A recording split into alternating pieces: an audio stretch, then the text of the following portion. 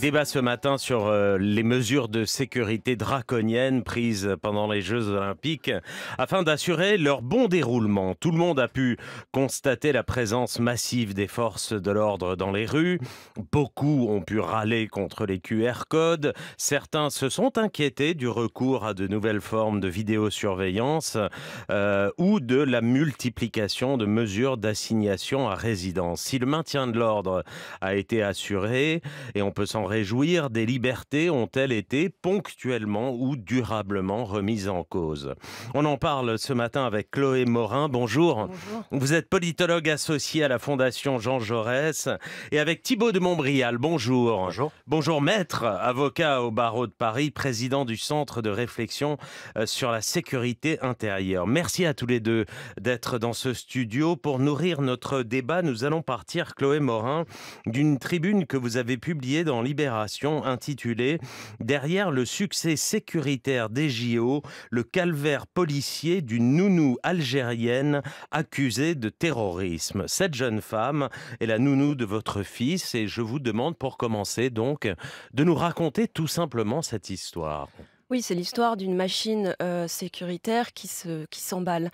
Donc, comme vous venez de le dire, c'est une jeune femme, elle a 30 ans, elle est algérienne, elle est depuis plus de 10 ans sur le territoire français, elle travaille, elle réside légalement et elle garde des enfants. À la mi-juillet dernier, elle a été convoquée au commissariat de police et on lui a dit désormais tu vas pointer, avec le tu de rigueur trop souvent, tu vas pointer tous les matins au commissariat à 8 heures. Si tu es en retard, tu iras en prison et tu es accusé d'avoir un compte TikTok qui publie des contenus à caractère terroriste. Évidemment, tout de suite, elle nie, mais à ce moment-là, j'étais assez effarée. Je me suis demandé s'il était possible que les services se trompent, parce que je voulais croire que non. Et je me suis dit, quand elle sera confrontée aux policiers, ils se rendront compte qu'elle est innocente. Elle est confrontée aux policiers 3 semaines plus tard. Ils se rendent compte que c'est probablement une histoire de numéro de téléphone qui a été réattribué quand elle a arrêté de payer la puce. Donc ils se rendent compte de ça et en dépit de ça, elle continue à être assignée en résidence. Elle a en tout été convoquée 2 fois, placée 2 fois en garde à vue toute une journée, dont une deuxième fois avec ses 2 sœurs, puisque le numéro de téléphone en question, en fait, elle le payait pour sa jeune sœur. Elle a été placée 2 fois en garde à vue. La deuxième fois, les policiers ont fait pression pour qu'elle s'auto-incrimine en disant si tu dis que c'est toi, tu n'auras qu'une amende, alors qu'évidemment c'est faux. Et elle a été, et il y a 2 juges administratifs coup sur coup qui ont confirmé cette assignation à résidence en dépit du fait que jamais le ministère de l'Intérieur ou quiconque n'a fourni la moindre preuve de sa culpabilité. Donc c'est l'histoire. Voilà, morale de l'histoire selon vous? C'est l'histoire du coût de notre sécurité et qui est un coût invisible. C'est-à-dire que moi, comme tout le monde, je veux que nous soyons protégés du terrorisme et que nous vivions en sécurité. Le problème que nous devons poser aujourd'hui, c'est à quel prix ? Parce que cette jeune femme est un dégât collatéral de notre machine sécuritaire. Et je pense qu'il est nécessaire, y compris d'abord de poser la question combien d'erreurs de ce genre ont été commises et est-ce que ces dispositifs sont véritablement efficaces et nécessaires ? Thibaut de Montbrial, comment réagissez-vous à cette Alors, histoire? ce que j'ai dit avant de venir, c'est que je ne connaissais pas le dossier en lui-même et que donc je ne vais pas me prononcer sur ce cas précis, mais peut-être expliquer à vos auditeurs le cadre dans lequel cette mesure a été prise. Ce dont on parle, c'est ce qu'on appelle une MICAS, une mesure individuelle de contrôle administratif et de surveillance qui a été introduite dans le droit par une loi de 2017, donc c'est du droit commun, qui a été votée par les parlementaires, et qui permet au ministre de l'Intérieur, c'est-à-dire l'autorité qui prend la décision, c'est le ministre de l'Intérieur, évidemment sur la base d'informations qui lui sont données par les services de renseignement, de prendre à l'encontre d'une personne des mesures qui limitent pour un temps donné son droit de se déplacer. Et je résume, hein, en général, on dit aux gens qu'ils ne peuvent pas quitter la limite de la commune ou du département où ils résident, et qu'ils doivent pointer, alors en l'occurrence ce que vous avez dit, c'est qu'elles devaient pointer tous les matins au Et commissariat. là, c'était la commune. Et donc là, c'était la commune et le commissariat. Pourquoi est-ce que les MICAS ont été introduites en droit français? Tout ça, bien sûr, je précise, sous le contrôle du juge administratif qui peut être saisi à tout moment par la personne visée. Pourquoi?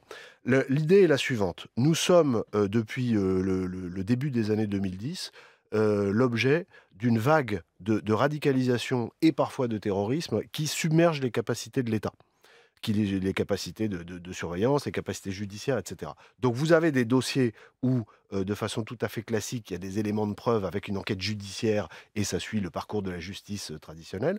Et puis vous avez des gens pour lesquels il y a une suspicion qu'ils risquent de poser un problème. Et l'esprit de cette loi, c'est que pendant une durée donnée, en marge d'un événement donné, donc ça peut être une COP, ça peut être un grand concert, ça peut être un grand match de foot, ça peut être les Jeux Olympiques, eh bien des gens pour lesquels on n'a pas le temps de faire une enquête judiciaire classique qui prend du temps, eh bien, par précaution, On gèle en quelque on sorte. limite leur capacité à se déplacer.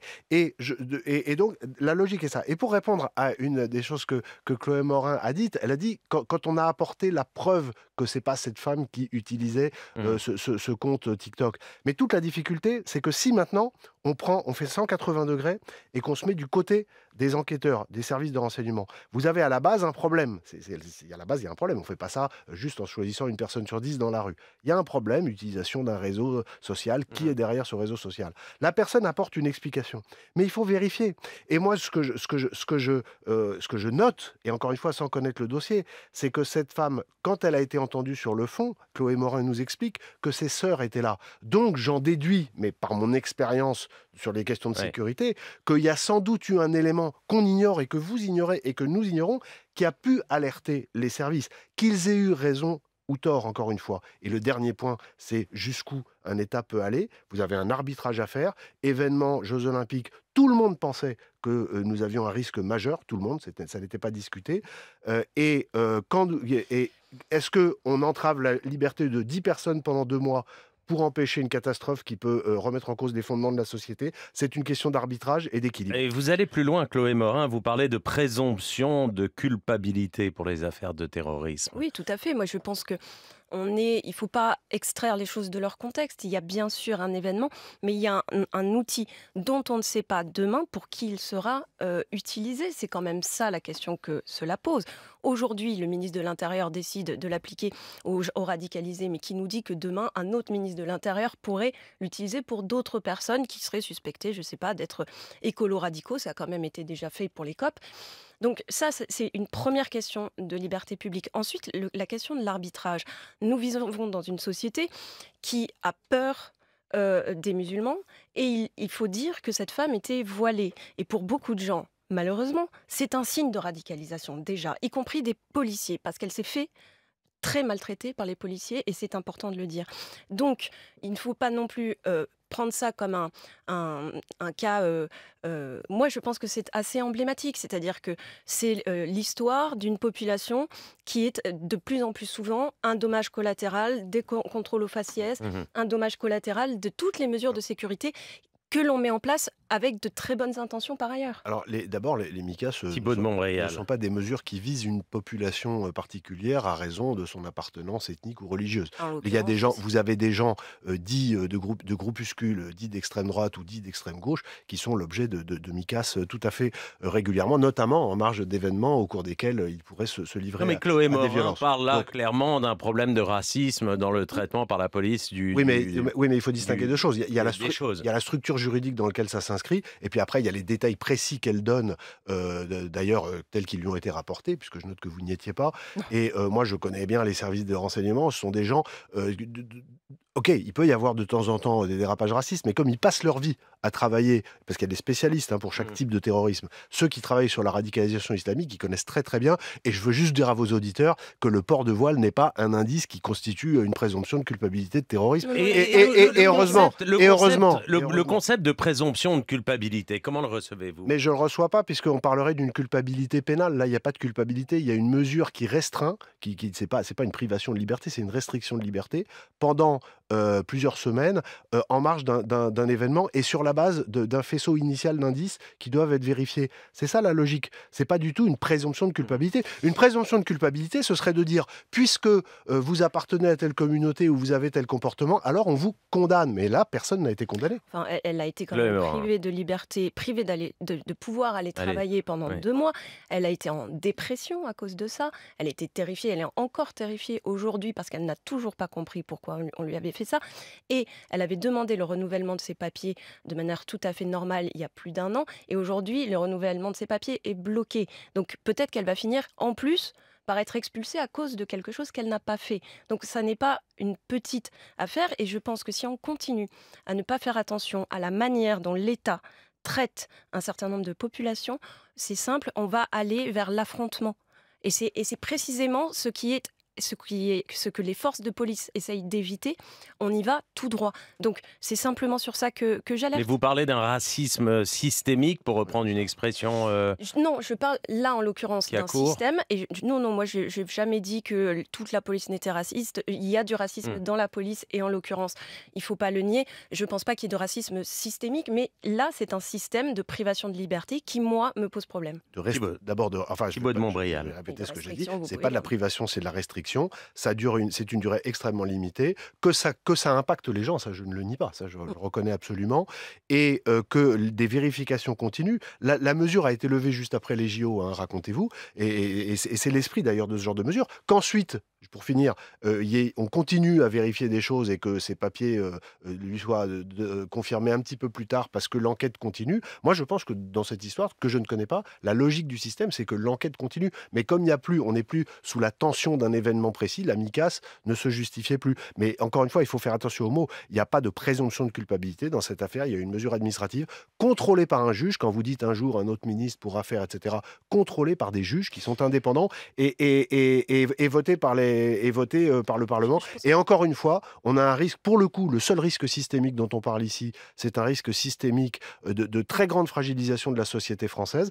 Et il y a une balance des intérêts entre l'intérêt de l'État et de la sécurité des citoyens et les libertés individuelles pendant quelques semaines de quelques dizaines de personnes. Un mot de l'arbitrage. conclusion, Il est Chloé important Morin. de dire qu'il y a une responsabilité médiatique dans tout ça, de parler de ces affaires, parce qu'on entend souvent les ratés des services de police et de la justice quand c'est un violeur sous EQTF qui récidive. On a des affaires comme ça tous les jours.